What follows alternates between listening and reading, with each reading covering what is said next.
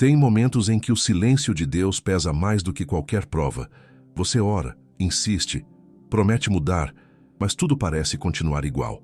E então surge uma pergunta que quase ninguém tem coragem de fazer. E se Deus estiver se cansando? A Bíblia mostra que existe um limite para a resistência divina diante da desobediência contínua. Não porque ele perde o controle, mas porque chega a hora em que ele entrega à pessoa as próprias escolhas.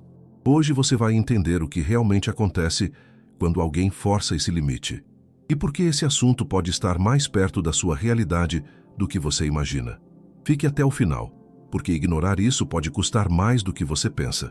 Existe uma pergunta que poucos ousam fazer em voz alta, mas que muitos carregam no silêncio do coração. Será que Deus se cansa? Será que existe um limite para a paciência divina? E mais ainda, será que esse limite pode ser ultrapassado por nós? Se você já sentiu que Deus está longe, se já experimentou o silêncio prolongado do céu, se já se perguntou se não teria ido muito longe demais, então essa mensagem chegou para você no momento exato. Porque hoje vamos explorar uma realidade que a Bíblia reconhece, que a história espiritual confirma e que muitos precisam ouvir. Deus não é indiferente às nossas escolhas e existe sim uma resposta divina quando cruzamos certos limites. Charles Spurgeon, aquele homem que pregou com tanto fogo e revelação, disse certa vez que a paciência de Deus não é fraqueza, mas força. Que Deus é capaz de suportar as maiores ofensas sem perder o controle, sem agir por impulso ou fúria. Mas isso não significa que Deus seja tolerante com o engano prolongado, com a rebelião deliberada, com o coração que endurece diante de seus chamados contínuos. Spurgeon entendia que Deus é justo, e a justiça divina, por mais que pareça distante ou lenta aos nossos olhos, nunca falha. Ela opera com paciência, mas não sem limite.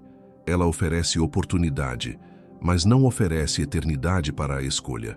E quando chega o momento em que o Senhor se cansa, as coisas mudam de forma dramática. Veja bem, estou falando de um Deus que ama profundamente. Um Deus que ofereceu a vida de seu Filho unigênito como resgate pelos nossos pecados.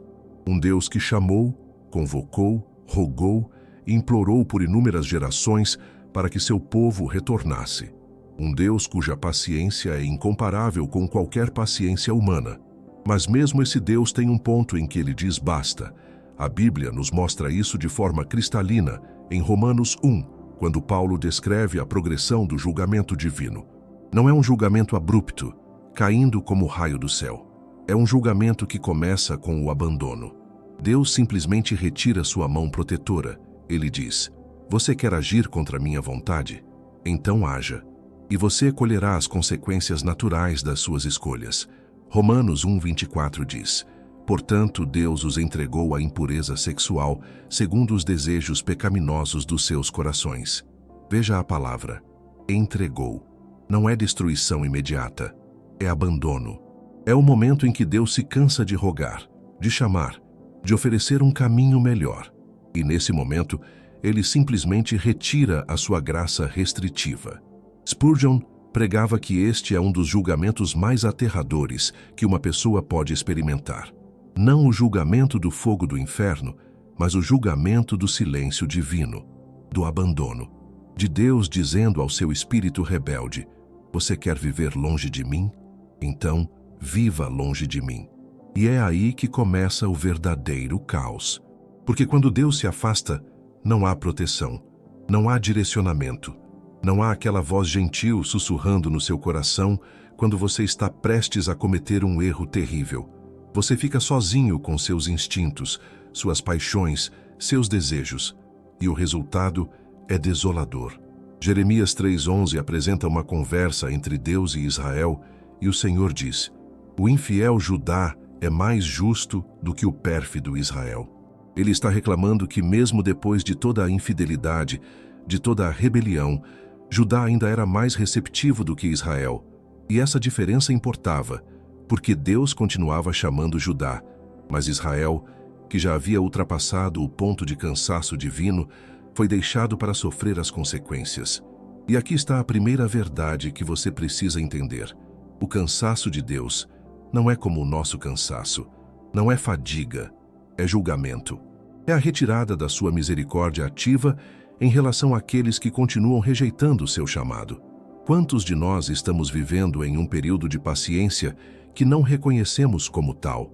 Quantos de nós estamos ainda recebendo chamados, ainda sentindo aquele incômodo suave do espírito, ainda tendo oportunidades de voltar, e não nos damos conta de que essa é uma misericórdia, porque a próxima etapa, quando Deus finalmente diz basta, é muito diferente.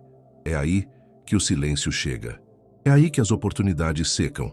É aí que você olha para o seu passado e vê todos os momentos em que poderia ter escolhido diferente, e já é muito tarde.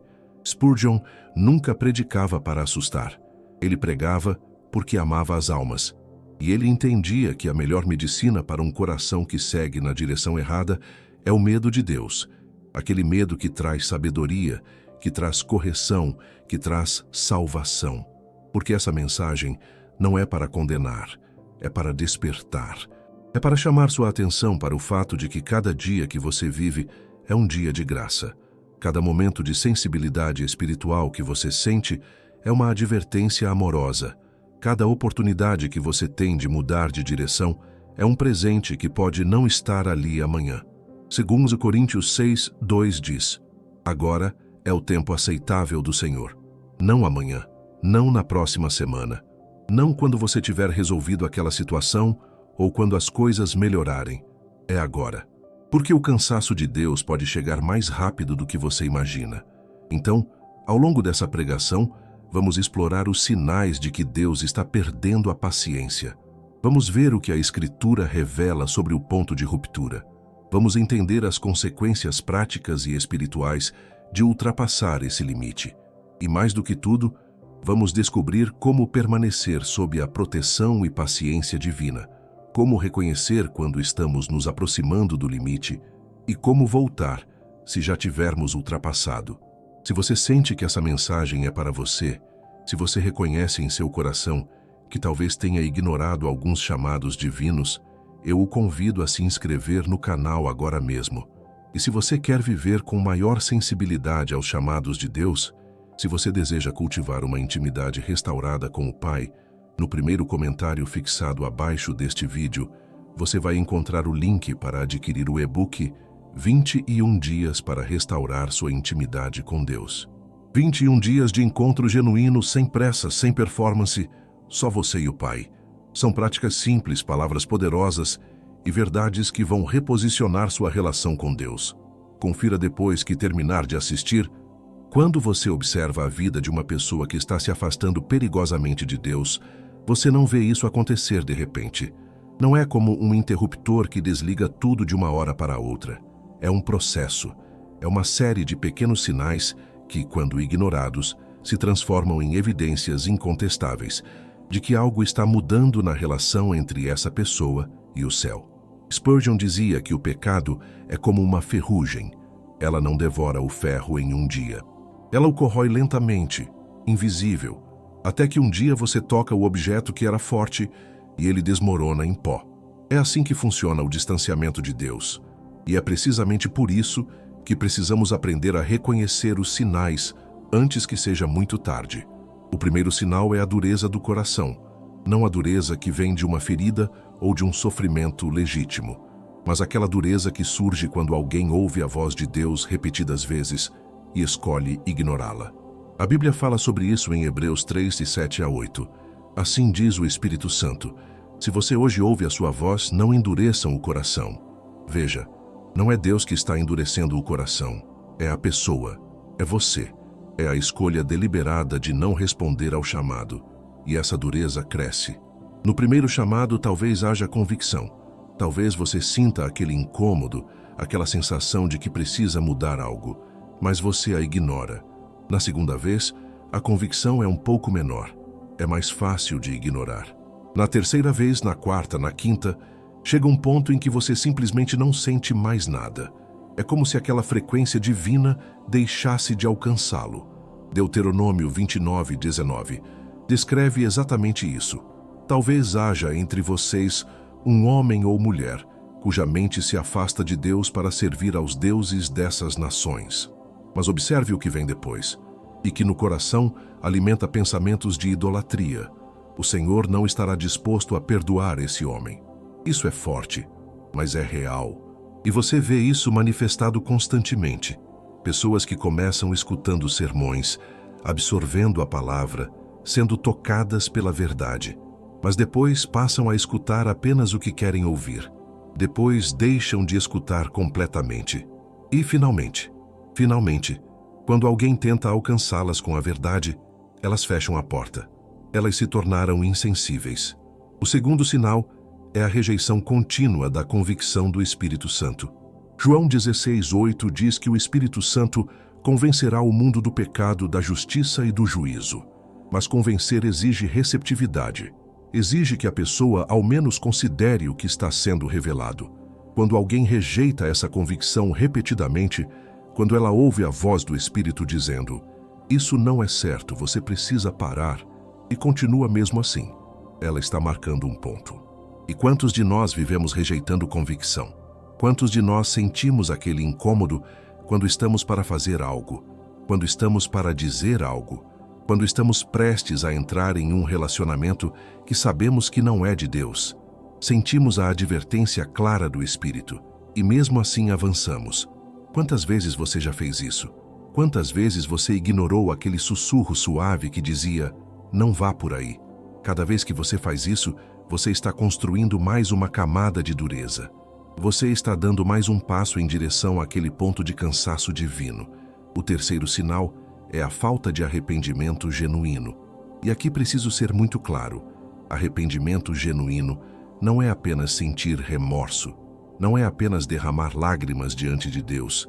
Arrependimento verdadeiro é uma mudança de direção. É você olhar para o seu pecado, reconhecer que estava errado e, de fato, mudar de rumo. A Bíblia, em 2 Coríntios 7:10 diz: "A tristeza segundo Deus produz arrependimento que leva à salvação e não deixa remorso, mas a tristeza do mundo produz morte." Veja a distinção. Existe uma tristeza que é apenas emocional. É aquela tristeza que você sente quando é apanhado, quando as coisas desabam, quando as consequências chegam. Mas tão logo a pressão alivia um pouco, você volta para o mesmo lugar. E há uma tristeza segundo Deus. É aquela que brota da revelação genuína de que você ofendeu a alguém que ama. É a tristeza que te muda por dentro, que te faz dizer: "Nunca mais vou fazer isso, não porque vou ser apanhado, mas porque amo a Deus e não quero mais ofendê-lo." Quantos vivem em um ciclo de arrependimento falso? Você peca, se sente culpado, vai à frente da congregação, derrama lágrimas, pede perdão, mas 3 dias depois está fazendo exatamente a mesma coisa. Está teclando a mesma mensagem para a pessoa errada. Está voltando para o mesmo relacionamento. Está escutando o mesmo conteúdo que sabe que é prejudicial à sua alma. Se você está nesse ciclo, você precisa ouvir isso. Deus vê. E Ele está cansando da sua insinceridade, porque você não está sendo sincero. Você está pedindo perdão sem estar disposto a mudar. E isso é uma ofensa muito maior do que qualquer pecado isolado. O quarto sinal é a substituição. Quando alguém começa a substituir a comunhão genuína com Deus por religiosity vazia, por rituais sem significado, por frequência a cultos sem transformação de vida. A Bíblia, em Mateus 15:8, traz as palavras de Jesus: "Este povo me honra com os lábios, mas seu coração está longe de mim." Essa é uma descrição assustadora de alguém que mantém a aparência externa de espiritualidade, enquanto o coração está completamente desconectado. E você consegue viver assim por um tempo. Pode parecer que tudo está bem. Você ora, você vai à igreja, você conhece versículos, mas internamente você está vazio. E quando essa substituição acontece, quando a forma toma o lugar da substância, Deus começa a se cansar. Porque Ele nunca pediu por aparência, Ele pediu pelo coração. O quinto sinal é a falta de fruto. Jesus disse em Mateus 21:19 que viu uma figueira e, porque não havia nada nela senão folhas, a amaldiçoou e a árvore secou. Aquela parábola é assustadora, porque representa uma vida que tem toda a aparência de estar viva, toda a aparência de estar produzindo, mas que internamente está estéril. Uma pessoa que está se afastando de Deus não produz fruto do Espírito. Não há amor genuíno, não há alegria profunda, não há paz real, não há paciência, bondade, fidelidade. O que há é uma performance, e Deus vê isso com clareza. Romanos 6:21 pergunta: que fruto colhiam vocês naquelas coisas de que agora se envergonham? Pois o fim delas é a morte. Aqui está a realidade crua. Quando você vive para o pecado, você não colhe abundância. Você colhe morte, colhe vazio, colhe destruição lenta. E quando chega ao ponto em que uma pessoa não está mais produzindo fruto, quando ela foi claramente tocada pela palavra, oferecida à graça, chamada ao arrependimento, e simplesmente decidiu não responder, é aí que Deus se cansa. É aí que ele diz basta. O sexto sinal é a luta contra a convicção. Não é mais uma questão de ignorar a voz de Deus. É uma questão de ativamente argumentar contra ela. É você ouvir a verdade e dizer não, isso não é assim. É você estar em um ambiente de fé e estar constantemente questionando, duvidando, descredibilizando a palavra de Deus. Atos 7:51 traz as palavras de Estevão ao Sinédrio. Homens de dura cerviz e incircuncisos no coração e nos ouvidos, vocês sempre resistem ao Espírito Santo. E você vê nos versículos seguintes que essa resistência contínua teve uma consequência. Aqueles homens determinaram matar Estevão, e eventualmente Deus permitiu que Jerusalém fosse destruída. A resistência ativa ao Espírito Santo é um sinal muito grave de que você está se aproximando perigosamente do ponto em que Deus vai retirar sua mão. Todos esses sinais trabalham juntos. Um leva ao outro. A dureza do coração leva à rejeição contínua de convicção. A rejeição de convicção leva à falta de arrependimento genuíno. A falta de arrependimento leva à substituição de forma por substância. E tudo isso resulta em uma vida que não produz fruto espiritual real. E se você está reconhecendo alguns desses sinais em sua própria vida, se você está vendo que talvez tenha ignorado chamados, rejeitado convicção, feito arrependimentos falsos, então você precisa ouvir com atenção o que vem a seguir, porque existem consequências. Existem implicações muito reais do que acontece quando Deus finalmente diz basta. Existe um momento na história de uma nação, de uma família, de uma vida individual, em que as coisas mudam radicalmente. Não é um momento que chega de surpresa. É o resultado de uma progressão. É o resultado de ignorar sinais, de rejeitar chamados, de endurecer o coração repetidamente. E quando esse momento chega, as consequências são tão devastadoras que parecem inexplicáveis para quem as vive. Quando Deus se cansa, quando Ele finalmente retira sua mão, as coisas que você pensava que eram sólidas começam a desabar. E o mais assustador é que muitas vezes a queda vem de dentro. Não é Deus destruindo você com um raio do céu. É você destruindo a si mesmo, livre da proteção divina que você havia rejeitado. A primeira consequência é o abandono espiritual. Romanos 1:26 descreve isso com clareza. Por isso Deus os entregou a paixões vergonhosas. A palavra entregou aparece 3 vezes no capítulo 1 de Romanos, versículos 24, 26 e 28. E cada vez ela marca um nível mais profundo de abandono. Você vê, quando Deus se cansa, Ele não destrói. Ele simplesmente retira a sua interferência, retira a sua graça restritiva. E quando faz isso, o ser humano fica completamente exposto aos seus próprios desejos, sem nada para contê-lo. E o que se segue é caos.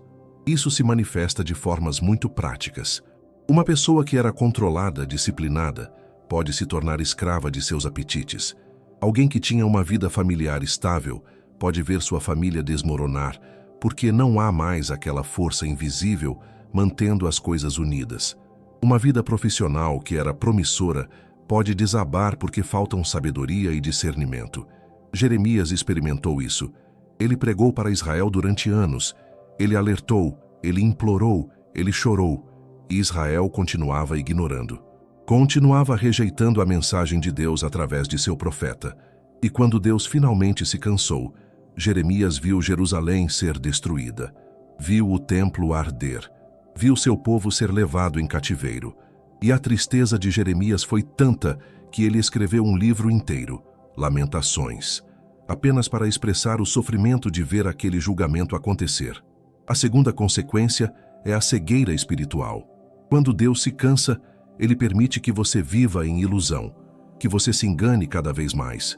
Segundo Tessalonicenses 2:11 fala sobre isso.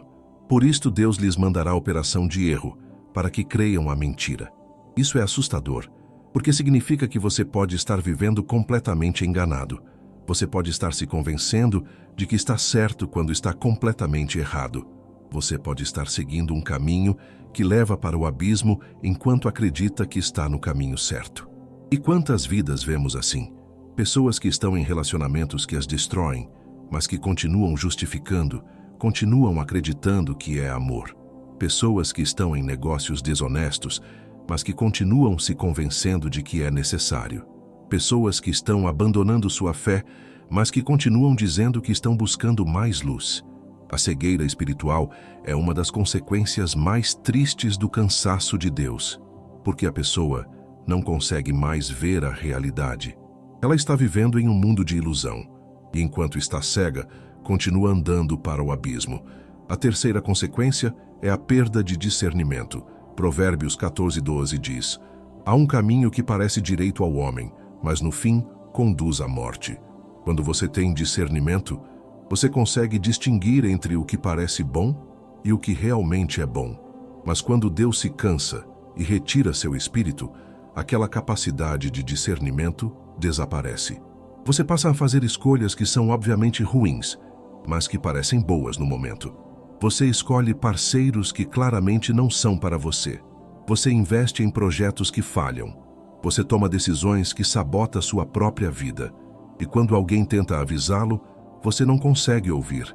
Sua capacidade de ouvir conselho, de ser advertido, de aprender com os erros, tudo isso desaparece. A quarta consequência é a solidão profunda. Você pode estar cercado de pessoas e ainda estar sozinho. Pode ter uma família, amigos, colegas e ainda sentir um vazio que nenhuma companhia humana consegue preencher. Isso acontece porque aquela conexão com o transcendente, aquela comunicação com Deus, foi rompida.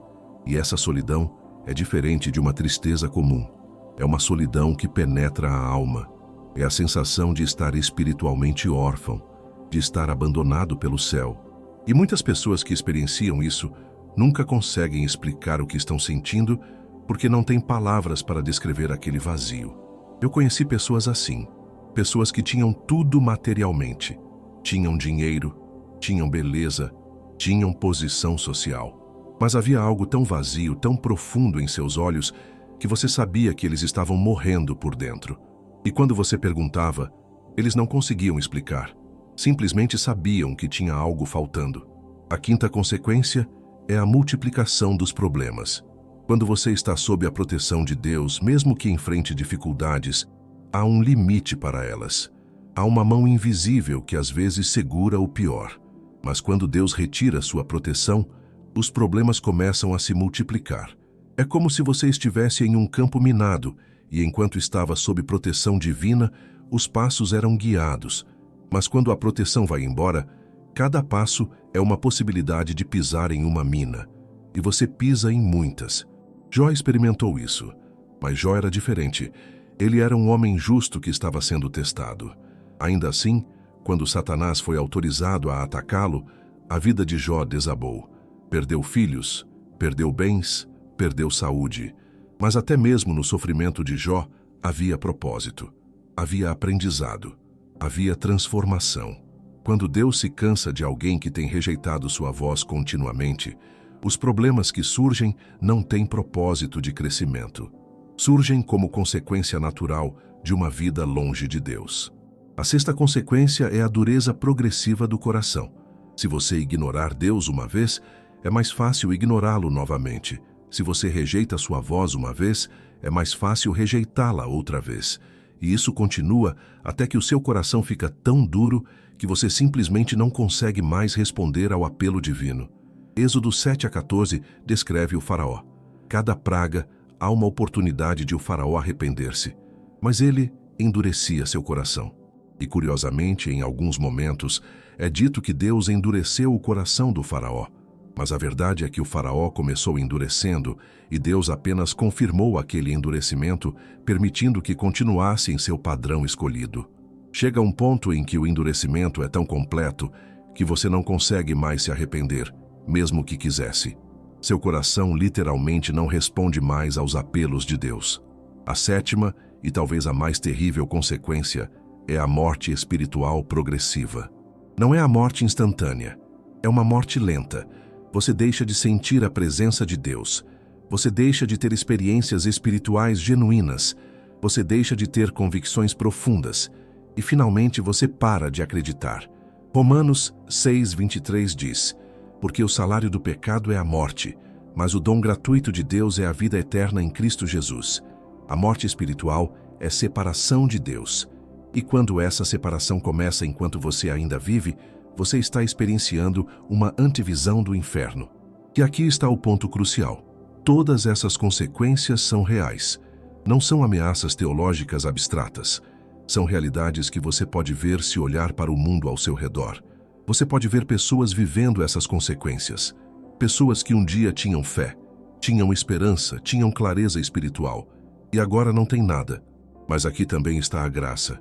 Enquanto você ainda tem respiração, enquanto você ainda está neste lado da eternidade, enquanto você ainda consegue ler estas palavras, você ainda não está completamente abandonado. Você ainda está no período de paciência. Ainda há tempo. E isso é exatamente o que você precisa ouvir agora, porque existem maneiras de reconhecer se você está realmente neste ponto ou se você ainda pode voltar. Existem sinais de diferenciação. Existem possibilidades de restauração. Agora chegamos a uma pergunta que talvez seja a mais importante de toda esta pregação. A pergunta que mantém muitas pessoas acordadas à noite, cheias de medo e incerteza. Será que eu já passei do ponto? Será que Deus já se cansou de mim? Será que existe ainda esperança? Ou eu já cruzei aquela linha invisível de onde não há volta? É uma pergunta válida. E ela merece uma resposta honesta e bíblica. Primeiro, preciso dizer-lhe algo que pode soar contraditório ao que você ouviu durante a pregação até agora. Existe uma diferença entre estar perto do ponto de não retorno e ter ultrapassado completamente esse ponto. E essa diferença é crucial. É a diferença entre aviso e condenação, entre advertência e sentença final. A Bíblia, em Hebreus 6:4-6, fala sobre aqueles que foram uma vez iluminados, provaram o dom celestial, foram feitos participantes do Espírito Santo, provaram a boa palavra de Deus e os poderes do mundo vindouro e caíram fora. E aqui está a parte assustadora. É impossível renová-los outra vez para o arrependimento. Isso é real. Existe tal coisa como um ponto de não retorno, como alguém que rejeitou tantas vezes a graça de Deus que simplesmente já não consegue mais responder a ela. Mas, e aqui está a esperança, se você ainda está se questionando se está nesse ponto, é muito provável que você ainda não esteja. Porque uma das marcas de quem passou do ponto de não retorno é exatamente a falta de qualquer questionamento, qualquer preocupação, qualquer sensibilidade espiritual. Se você ainda consegue se atormentar com a pergunta, será que Deus se cansou de mim? Isso significa que ainda há algo dentro de você que responde a Deus. Ainda há uma corda ligando você ao céu que não foi completamente cortada. Veja Mateus 12:31 e 32.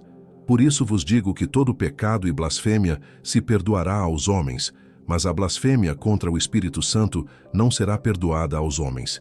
E qualquer que disser uma palavra contra o Filho do Homem, ser-lhe-á perdoado. Mas qualquer que disser uma palavra contra o Espírito Santo, não lhe será perdoado, nem neste mundo, nem no vindouro. Qual é o pecado imperdoável? É a rejeição persistente, contínua, deliberada do Espírito Santo. Não é um pecado cometido uma vez. É uma atitude mantida. É você ouvir o Espírito chamando você ao arrependimento, repetidamente, e você deliberadamente fechar a porta. E a chave está aqui. O pecado imperdoável não é cometido por ignorância. É cometido consciente e deliberadamente. Se você está ainda em dúvida, se você ainda está questionando, é porque ainda há consciência, ainda há sensibilidade, ainda há porta aberta. Romanos 2:4 diz: ou desprezas tu a riqueza de sua benignidade, e paciência e longanimidade, não conhecendo que a benignidade de Deus te convida ao arrependimento? Veja, Deus oferece benignidade, paciência, longanimidade, e tudo isso com um único propósito: convidá-lo ao arrependimento. E enquanto você vê essa benignidade sendo oferecida, enquanto você sente essa paciência ainda operando em sua vida, é porque o cansaço de Deus ainda não chegou ao seu ponto final. Mas precisamos ser honestos. Existem sinais de que você está muito próximo desse ponto, e você precisa reconhecê-los agora, antes que seja tarde demais. O primeiro sinal de que você está muito próximo é quando você já não consegue mais sentir culpa genuína pelo pecado. Não é que você não tenha consciência racional de que algo é errado. É que emocionalmente, espiritualmente, você simplesmente não sente mais aquele peso. Aquela convicção desapareceu. Efésios 4,19 descreve isso. Tendo perdido toda a sensibilidade, se entregaram à lascívia para cometerem com avidez toda sorte de impureza. Perdida a sensibilidade. Isso é um sinal grave. É quando você pode olhar para algo que você sabe que é pecado e simplesmente não conseguir se importar. O segundo sinal é quando você para de buscar a Deus completamente. Não é que você tenha dúvidas, é que você simplesmente deixou de procurar, deixou de orar genuinamente, deixou de ler a palavra buscando verdade. A busca desapareceu. Jeremias 29:13 diz: "E me procurareis, e me achareis, quando me procurardes de todo o vosso coração." A promessa é: se você procurar de verdade, vai encontrar. Mas se você parou de procurar, se aquela fome espiritual desapareceu completamente, é um sinal perigoso.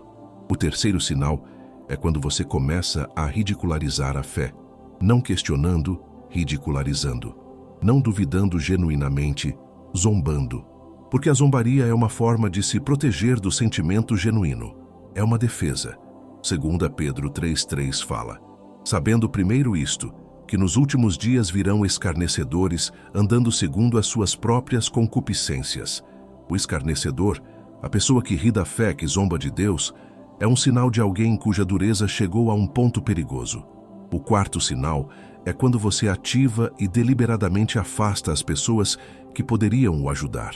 Pessoas piedosas, sábias, que tentam lhe avisar, você as afasta. Você corta relacionamentos com gente que o chamaria de volta, porque no fundo, você sabe que essas pessoas representam a voz de Deus em sua vida, e você já não quer ouvir essa voz.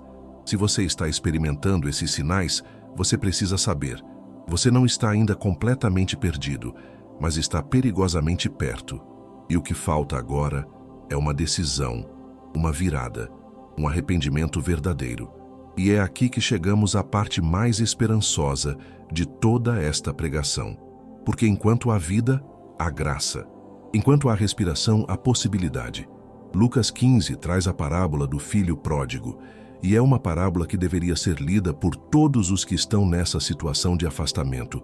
O filho pródigo estava completamente longe. Havia desperdiçado tudo que o pai lhe havia dado. Estava vivendo na miséria, alimentando porcos, comendo cascas de alfarroba. Ele tinha ultrapassado muitos pontos de não retorno. Mas então, Lucas 15:17 diz: caindo em si, aquele momento, aquela volta à consciência, aquela percepção de que havia algo errado profundamente. E sabe o que o pai fez quando o filho retornou? Não o repreendeu. Não lhe disse: "Você foi longe demais, não quero mais saber de você." O pai correu ao encontro do filho, abraçou-o, beijou-o e preparou uma festa. Essa é a natureza de Deus. Ela é diferente da natureza que nós entendemos como justiça, porque Deus é tanto justo quanto misericordioso, e sua misericórdia não tem fim enquanto há arrependimento genuíno. Mas, e aqui está a palavra crucial, arrependimento genuíno, não arrependimento de ser apanhado, não remorso emocional. Arrependimento genuíno é quando você se afasta do pecado, não porque as consequências chegaram, mas porque você ama a Deus e não quer mais ofendê-lo. 1 João 9 diz: "Se confessarmos os nossos pecados, Ele é fiel e justo para nos perdoar os pecados e nos purificar de toda a injustiça." Veja a simplicidade. Veja a clareza. Se você confessar, se você reconhecer genuinamente, então há perdão, há purificação, há restauração. Mas existe um porém. 1 João 1,6 diz: se dissermos que temos comunhão com Ele e andarmos em trevas, mentimos e não praticamos a verdade. Você não pode estar em comunhão com Deus enquanto continua deliberadamente no pecado. A confissão tem que vir acompanhada de uma mudança de comportamento. Tem que vir acompanhada de um desejo genuíno de deixar aquele estilo de vida. E é por isso que tantos não conseguem restauração, porque querem que Deus perdoe enquanto continuam vivendo do mesmo jeito. Querem confissão sem transformação. E isso não é arrependimento, é negociação com Deus, é tentar enganá-lo. E Deus não pode ser enganado. Mas se você está disposto, verdadeiramente disposto, não apenas emocionalmente, mas de fato disposto, a deixar o pecado, a voltar, a restaurar aquela comunhão com Deus, então a porta ainda está aberta, a graça ainda flui. Apocalipse 3:20 é uma das mais lindas promessas bíblicas.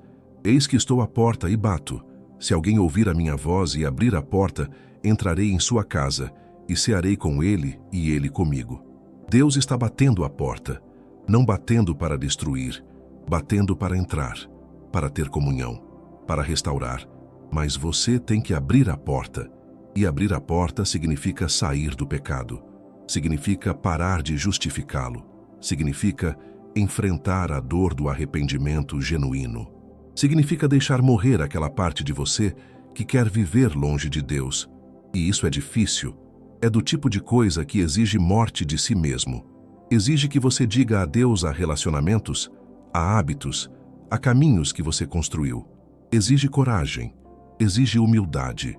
Mas a recompensa é restauração. É aquela paz que ultrapassa todo entendimento.